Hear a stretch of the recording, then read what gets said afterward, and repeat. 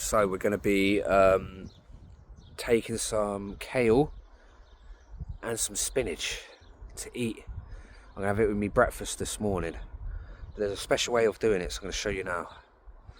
Right, so here we have our spinach plant, and as you can see, it's looking beautiful and healthy. Now we want this to continue to keep growing and keep producing these fresh leaves.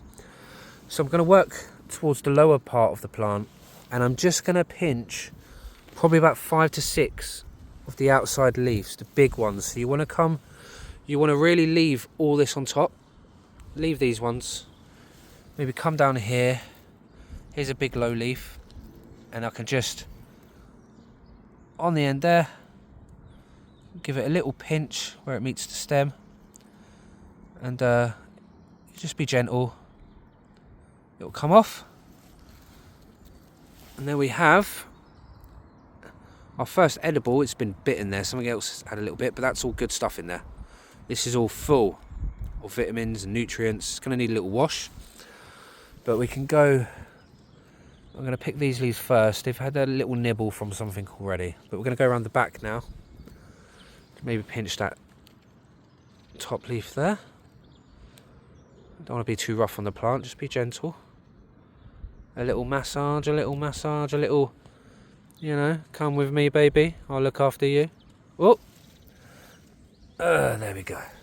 I could do this a lot neater if I had it. If I wasn't filming, you can use the 2 hands, a pair of clippers, obviously. But you just want to go around, try not to leave any damage. Look, I left a little bit of damage on that one. That'd be okay. And then, yeah, so I'd probably have them too. Let's see if we can stick this over here like this. I've got my little handful of spinach. I'm going to put that down to some strawberries I picked earlier, just the last few strawberries that are coming through. We've actually had probably about 50 to 100 strawberries so far. Last few remaining coming through. So we've got our spinach, got our strawberries. Time to go get some kale. If every single one of us could come to nature, to the outdoors for our supermarket. Imagine every single one of us had a bit of land. We could come and tend to our beautiful crops and just feed our families in a wholesome, organic way. How much happier we would be as a society. We've really swapped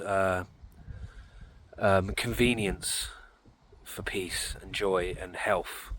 And I think this is just another example. Being out here, misty day, in the rain, you know, it's not too cold. Who cares? Put a hat on, put a coat on, come and get your hands in the soil. And there really is no other way to live for me, really. If I could live like this full time, I would.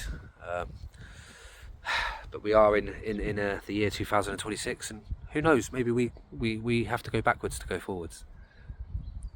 So for the kale, you're going to want to do the same thing. We've got sort of, you can see where the fresh leaves are starting to grow through here, little baby leaves.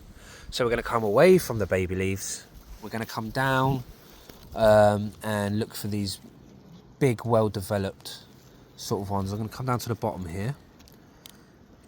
Oh, very delicate compared to the... Wow, I'm going to give that a cleaner break. That was, compared to the spinach, that was really, really delicate. Very, very delicate. I'm going to come and probably get... There's this... Yeah, you'll see what I mean. I'm just going to do a little pinch. Look at that. Straight off. And let's give it a little taste.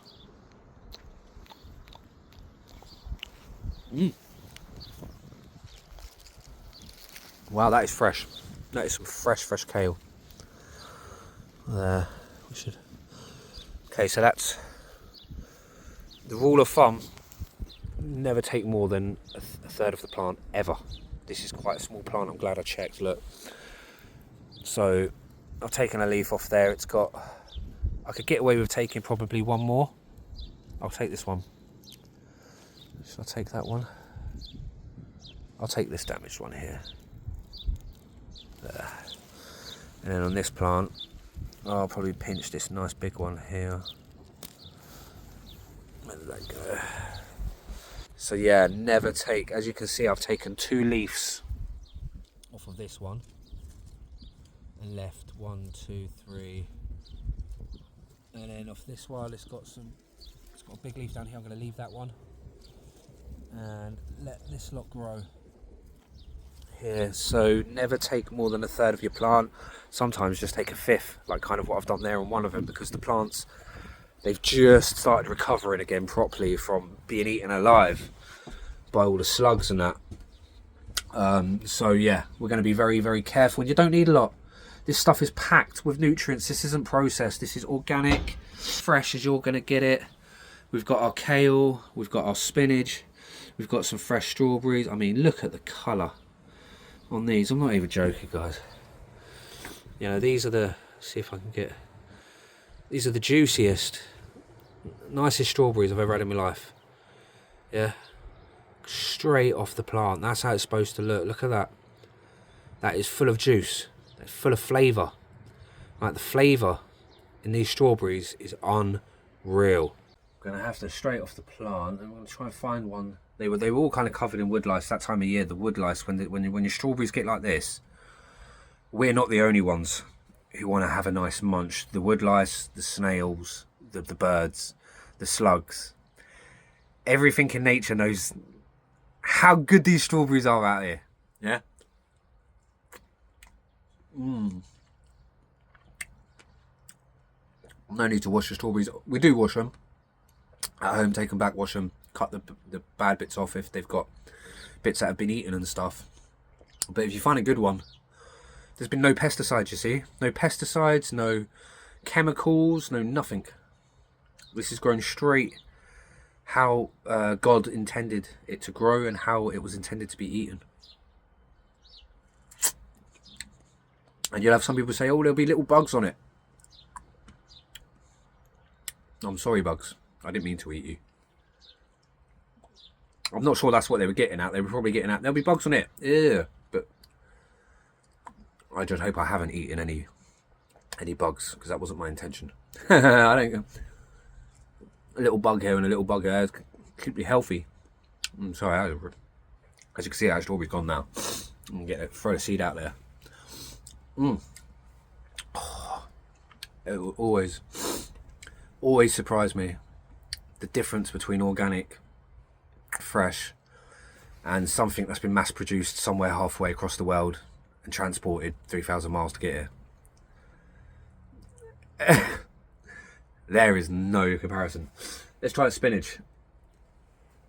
Okay, so raw spinach right here, which you can eat, perfectly normal, perfectly fine. It's had a little wash in the rain. It's been raining this morning, so it's pretty clean.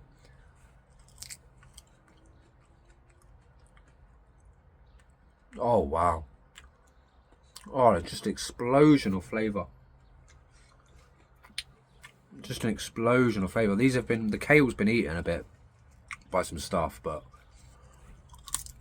again, very clean garden up here. It's an allotment, very, very clean allotment. My neighbours are organic. I'm organic. Everyone around me, I assume, is using organic. But yeah, my neighbours, with the soil up here, very, very clean. And the plants, unless they've got a load of, oh, that is a strong bit of kale, that one. My mouth is getting literally full of different aromas and fumes, and every time I bite down, it's just more and more fresh flavour. I should imagine stinging nettles to taste similar. It doesn't quite taste like grass, or quite like a tree, or quite like a bush. It's kind of like, you can tell it's a plant. Yeah, you can tell it's a plant. There's something quite invigorating about the flavours, the aromas, first thing in the morning. Wow, what a way to break my fast, huh? Breakfast, break fast. What a way to break my fast. I completely forgot what I was talking about. Yeah. 1 second. Just got to enjoy this bit of kale here. Oh. Where have I put my coffee? My coffee's out now. Right. All we're going to do now, guys, is have a quick look at the cabbage patch. These are coming along really well. Look at this. Look at this stuff. Look. Beautiful. And then we're going to have a look at the apple tree. The apple tree, apple tree. Oh, it's beautiful. It's a baby still, look.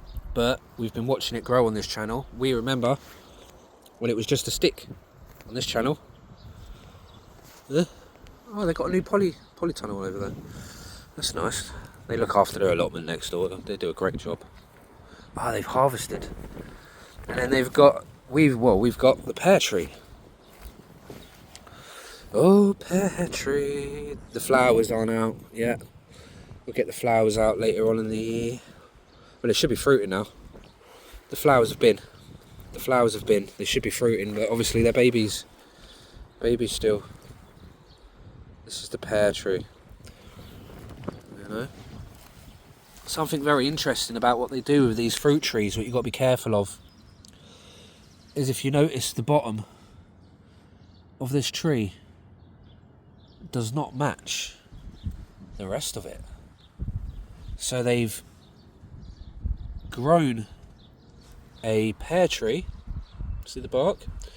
They've grown that onto the trunk of another tree which is disease resistant. Now this had some flowers growing off from here, and I thought that was part of the natural tree. My neighbour explained that this is part of a different tree that's disease resistant, and if I didn't cut this bit off, the tree wouldn't know if it was a pear tree or if it was this type of tree, and it wouldn't produce fruit.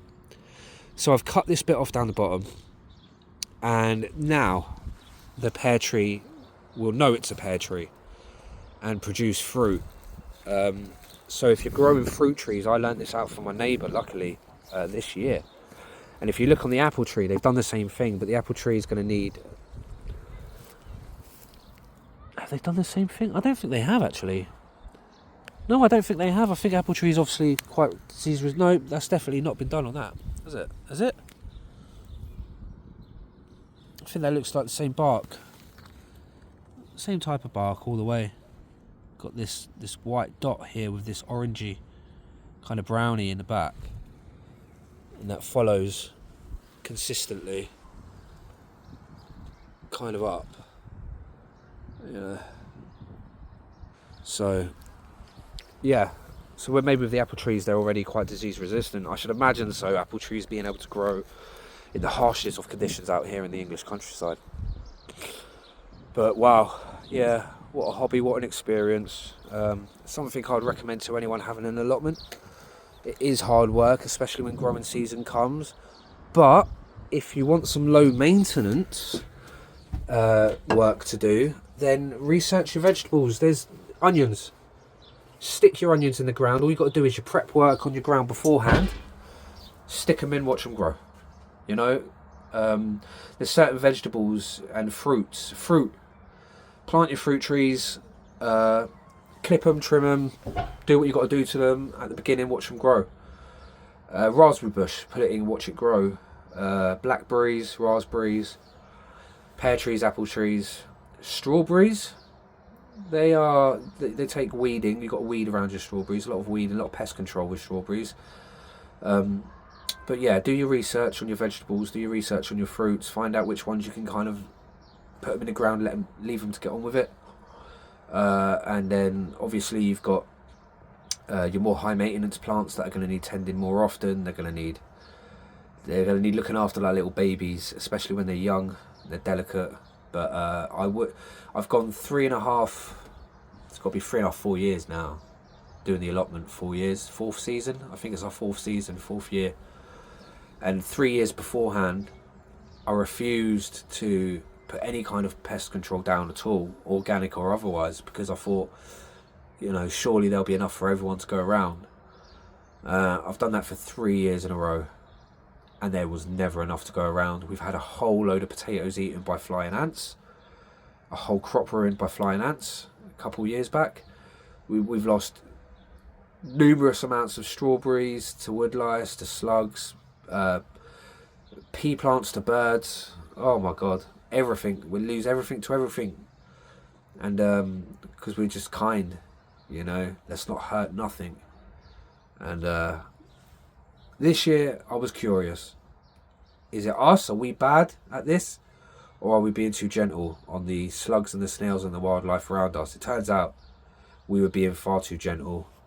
So a bit of organic prevention. The slugs, the snails, they don't like it. It doesn't kill them. As far as I know, it doesn't kill them. It doesn't melt them like salt. They just can't stand the stuff, whatever's in it, in the organic pellets.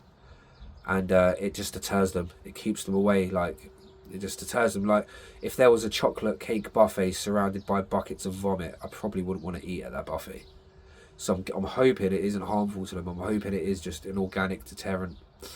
But it's really working. It's really working. I actually didn't understand how much was being eaten by pests until I came up and saw the results over 5 days. 5 days, put down pellets maximum a week ago. Everything's doubled in size since it's been allowed to grow. Insane, amazing. Yeah, if you guys have allotments, you got any trips? Trips? Yeah, put some trips up, that'd be funny. Any tricks, tips for all of us out here trying to go back to the old ways, just trying to go back to the natural ways of growing organic out here? Any tips? Let me know, let the community know. I love you all. Sorry again about the cold, not very well today. Again, but feeling great, you know? It's when you feel great in yourself, there's nothing that can bring you down. It's amazing. So you're feeling great, feeling happy, feeling joyful, feeling hopeful, and enjoy your day, guys. I love you all. See you soon. Take care for now.